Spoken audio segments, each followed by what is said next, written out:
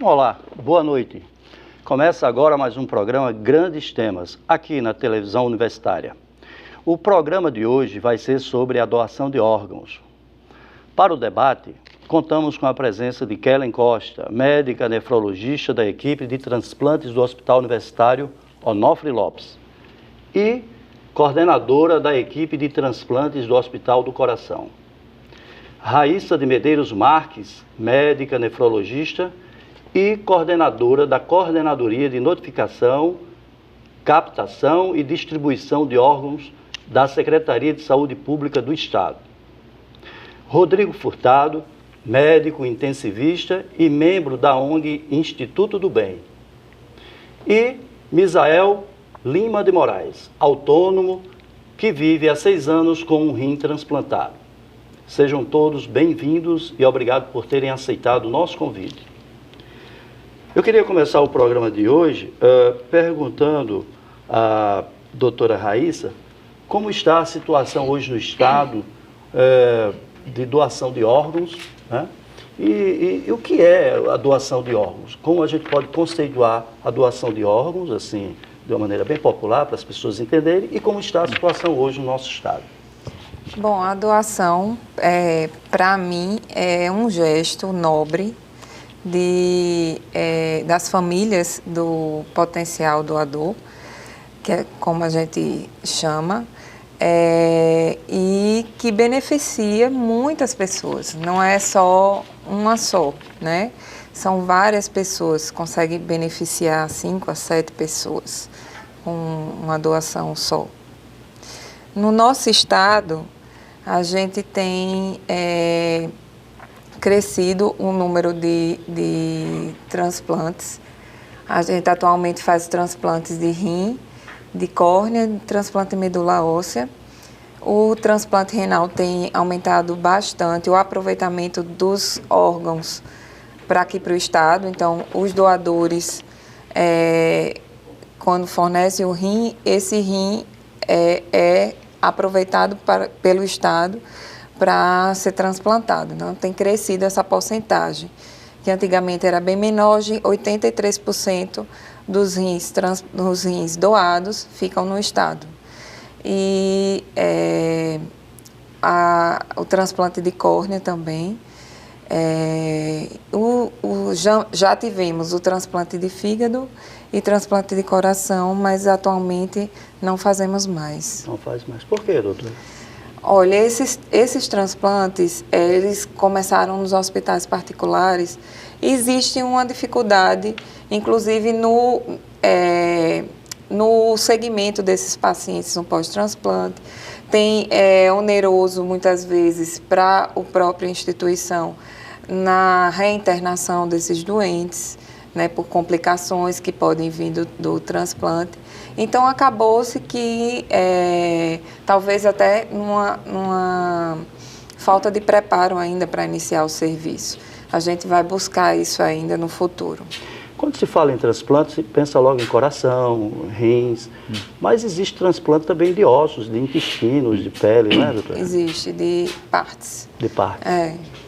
Doutor Rodrigo, o senhor considera que a estrutura hoje, pública, estadual e até federal, com a universidade, os hospitais universitários, recepcionam bem quem quer doar e quem quer ser transplantado? Francisco, a gente tem 2 situações específicas em relação ao transplante e à doação de órgãos. O governo federal ele tem muito recurso que está sendo já há pelo menos uns 5 anos investido na área de transplantes. Então, o Sistema Nacional de Transplantes é o órgão federal que capacita, que apoia as centrais de transplantes no Brasil todo. Então, realmente, a área de transplante é uma área privilegiada no sentido de capacitação, de formação de profissionais e de liberação desses valores para todos os estados. Chegando na área dos estados, cada um com suas dificuldades, então a gente tem mais dificuldade no recebimento desses valores e transformar as ações nos estados, né? com UTIs satisfatórias, como a doutora Raíssa falou, em relação à formação das equipes transplantadoras, não em relação à doação de órgãos, porque uma coisa é a doação de órgãos, captação, outra coisa é o transplante. O transplante só funciona com a doação e a captação adequada. Isso. Então, do ponto de vista federal, a gente tem esses recursos, no emprego desses recursos estadual, é que a gente às vezes tem uma certa dificuldade. Como está o Estado, como está sendo olhado a saúde naquele estado. Então, é isso que a central de transplante tem que ter a habilidade, e uma pessoa certa que está começando sua caminhada agora, a doutora Raíssa, porque é nefrologista, já tem muita experiência na parte de transplante, na sua formação. A doutora Kelly, que faz parte dessas equipes transplantadoras. Então, nesse estado, com todo esse arsenal de dinheiros, capacitações e tudo, ele poder absorver e ajudar nas ações locais. Então, é essa transformação que precisa ser feita e compreendida, entendeu? Essas doações, elas são interestaduais também? Quer dizer, ultrapassa a barreira do nosso estado ou fica restrita ao Rio Grande do Norte? Uma ótima pergunta para a população entender. Sim. Então, a doutora Raíssa falou uma coisa importante, que é a absorção, vou usar esse termo, das equipes locais, estaduais e seus respectivos pacientes dos órgãos doados, né? Então, a Central de Transplante, junto com seus médicos parceiros transplantadores, eles fazem todas as ações de doação de órgãos e transplante local no estado.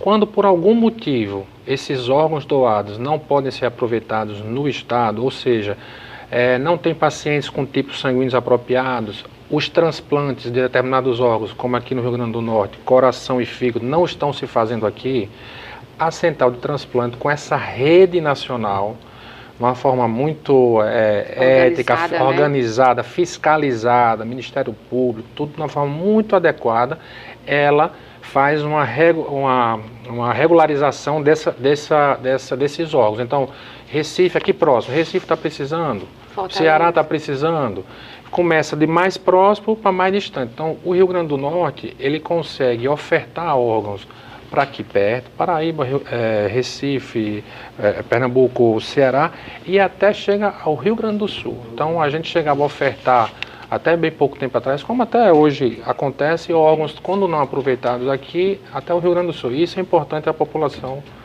estar ciente, né? Sim. Doutora Kelly, a senhora que é lá do UOL, né? Sim. Da equipe de transplantes do UOL e também do Hospital do Coração, como é que dialogam a entidade pública, a entidade privada, em função do benefício para a população, para o paciente? Outra coisa, para complementar, o plano de saúde cobre transplante? Sim, isso é bem interessante, que lá no Onofre Lopes a gente atendia até um tempo atrás, né, o SUS e o privado, né? E aí hoje o Hospital do Coração ele é credenciado pelo Ministério da Saúde para fazer os transplantes, né? A fila ela é única, que assim é importante passar isso para a população. Não existe duas filas, existe uma fila única onde você inscreve o paciente e a escolha daquele receptor será por compatibilidade. Então eu tenho a fila do Hospital do Coração e a fila do Hospital Universitário. Na hora que sai o doador, a gente vê quem é mais compatível e vê onde o paciente está inscrito. Então a fila ela é única. Tá? Isso funciona muito bem, porque no começo pensava, porque tem convênio. Para todo tipo de doação? É uma fila todo tipo de doação. Certo. O problema é que aqui em Natal, quer dizer, a gente só faz mais rim, né? Então o Hospital do Coração já fez fígado, mas hoje o carro-chefe é o rim, né? E o Hospital Universitário já funciona desde 1998, né? Um serviço muito bem consolidado, todos nós conhecemos, né? E completamos agora 500 transplantes, né? Isso é um número formidável para um estado, né? A gente hoje se comporta nos 3 estados do Nordeste, né? Pernambuco, o Ceará e nós, assim, isso é muito, muito bom, né? Para a nossa posição dentro do transplante nacionalmente. E então a gente tem esses 2 hospitais que funcionam muito bem. O convênio sim financia o transplante, né? Então, a gente não tem problema em relação ao financiamento de transplante. Então, sendo o convênio, o paciente desejar, ele tem o hospital dele transplantador, a equipe médica do paciente, o médico do paciente vai ao hospital e acompanha o seu paciente, né? Então, assim, é um serviço muito bem organizado. Pelo que eu estou informado, há um tempo atrás, a maioria dos transplantes eram de córnea, né? Hoje, a senhora dá a informação agora de que é de rim. Por quê? Não, mas córnea sempre é mais fácil, sempre existiu, é uma fila muito pequena. Acho que a nossa está zerada, Raíssa, a nossa fila não, né? Porque é muito mais fácil você transplantar a córnea, porque você não depende, né, de... Explica aí, Raíssa. A córnea, ele pode ser doado pós-morte. Não precisa de morte encefálica para poder fazer a captação das córneas. Até 6 horas após a morte, desde que obedeçam determinados critérios, você pode doar, ser um doador de A córnea. rejeição também é mais baixa ou segue o mesmo nível? Olhe, a rejeição é uma coisa que tem que ser trabalhada. Eu acho que eu acho que é mais difícil no doador de múltiplos órgãos, porque você tem a sensação de que ele ainda está vivo, né? Então isso que é uma coisa. O diagnóstico de morte encefálica tem que ser trabalhado com a população e até desmistificando algumas coisas, enquanto que a outra, o paciente já vinha num processo natural e acabou falecendo. Então, é uma coisa a mais que você pode fazer, uma ajuda a mais. Bom, estamos aqui com o Misael, né, que passou pela experiência de receber um órgão que foi doado, um rim. Como foi essa experiência, Misael? Conta pra gente. Vamos ver. A experiência eu acho que é única, né? A pessoa receber um órgão é você renascer de novo. E para mim foi muito gratificante. Eu estava comentando com o Dr. Rodrigo que eu tive uma chance também de receber, mas nesse dia eu não estava preparado psicologicamente. Porque tem isso também, né, doutora Kelly? Tem, verdade. Se a pessoa não estiver preparada psicologicamente e não tiver orientação social do hospital, não adianta receber, porque vai dar problema. Como é que estava a sua situação? Eram os 2 rins comprometidos? Como era a sua situação? Os meus 2 rins comprometidos, eles atrofiaram, né? Os 2 rins. Então, dependia totalmente da máquina. E hoje você tem um rim transplantado, é isso? Isso. Só transplanta um rim. Como é que está a sua situação hoje? Você normalmente? Hoje, graças a Deus, eu tenho uma vida normal. Claro, tem uns cuidados, né? Porque tem gente que recebe um órgão e acha que nasceu de novo, né? Não, tem que ter todo cuidado, porque acho que qualquer tipo de transplante tem uma sobrevida, né? Então, quanto mais você zelar pelaquela sobrevida que você vai ter, você pode viver 1 ano, 2, 10, 15, 20, aí vai depender de cada um. Doutor Rodrigo, quais os cuidados? Ele falou aí que tem uns cuidados. Quem não recebe órgão, não tem órgão transplantado, tem que ter cuidado. Imagine quem recebe, né? Então, assim, quais os cuidados que a pessoa deve ter? Vou aproveitar o exemplo de Misael para falar um pouco mais do transplante renal. Ele falou bem, o receptor do órgão, ele recebe um órgão, exceto em casos mais raros, em doação de criança, que os rins são pequenos, eles podem colocar o receptor, receber os 2 rins. Então, na grande maioria das vezes, é um órgão para cada receptor, que foi o caso de Misael. Então, imagine um indivíduo homem com peso de 70, 80, 90 quilos, recebendo o que a gente fala no linguajar técnico da massa renal, ou seja, só um rim, não os 2. Mas esse rim, Francisco, que a população precisa entender, ele consegue trazer uma vida normal para esse receptor. Apenas um rim, nós temos 2, apenas um rim. Contudo, ele precisa ter uma vida regrada, controlando-se a hipertensão, se ele for hipertenso. Então, boa parte desses receptores, pelo problema da doença que levou ele para a diálise e precisar do transplante, eles tornaram-se hipertensos, diabéticos, com problemas vasculares sérios, né, das veias e artérias, que a população entenda. Depois do transplante, pelo uso das medicações, parte deles ganham peso, porque os medicamentos eles fazem aumentar o apetite, reter líquido, etc. Então, todos esses indivíduos, para que tenham uma longevidade, o seu rim, o seu órgão, que fique mais tempo, eles precisam ter todas essas regras. Então, resumidamente, um controle que todos nós da população comum devem ter, eles têm um pouco mais, vamos dizer assim. Então, eles são acompanhados constantemente. Então, logo no pós-transplante, toda semana, 2 vezes por semana, depois 1 semana, aí vai, daqui a 1 mês, depois 6 meses. Então, eles ficam sendo acompanhados até ad eterno, vamos dizer assim, para que esse cuidado com o órgão transplantado e com a vida dele, receptor, seja adequado. Doutora Kelly, a pessoa quer fazer a doação de órgãos, mas às vezes ela está impedida de doar. Quais as restrições que existem em termos de idade, de doenças que as pessoas possam ter? Questão de gênero também, há restrições em relação a isso? Eu queria que a senhora tocasse esse tema. Francisca, atualmente, assim, você doar é uma coisa que você decide em vida, tá certo? Que você quer ser um doador. Falando de doador falecido, né? Então, você fala a sua família que você quer ser doador, e aí, no momento de sua morte encefálica, a família vai decidir pela doação, tá? Então, você em vida explica a sua família que quer ser um doador. Quem vai decidir se você vai doar ou não vai ser a sua família, né? Isso para doador falecido. Então, hoje, as restrições, elas são pequenas, tá certo? Então, assim, por exemplo, doador com coração parado, né? São coisas mais específicas, só para ter uma ideia. Se você tiver um doador que o coração parou, na verdade ele já está em morte encefálica. Então, teoricamente, você já pode dar um atestado de óbito que ele está realmente morto. Mas, assim, na hora que para, já restringe mais a doação do rim, né? Então, assim, são órgãos que a gente pensa em aceitar e alguns serviços aceitam. Então, isso aí é uma restrição que cabe a cada serviço. Mas em relação à idade, a sexo, só crianças que a gente evita, muito pequenas, abaixo de 15 quilos, doar para pacientes adultos, ou seja, criança mais para criança. Em relação a doador vivo, eu estou aqui, quero ter um doador, eu quero doar para você.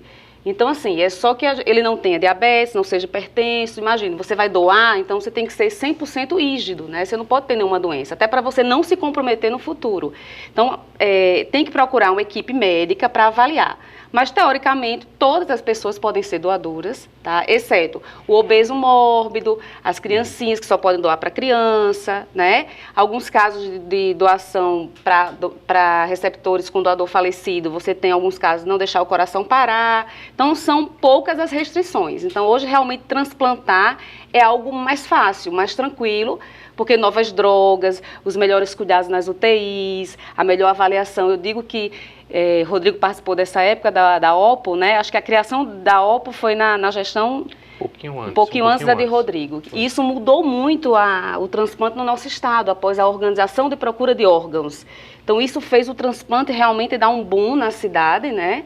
E a gente realmente hoje está numa situação boa e a OPO continua aí funcionando muito bem. Se falou aqui, doutora, em morte encefálica.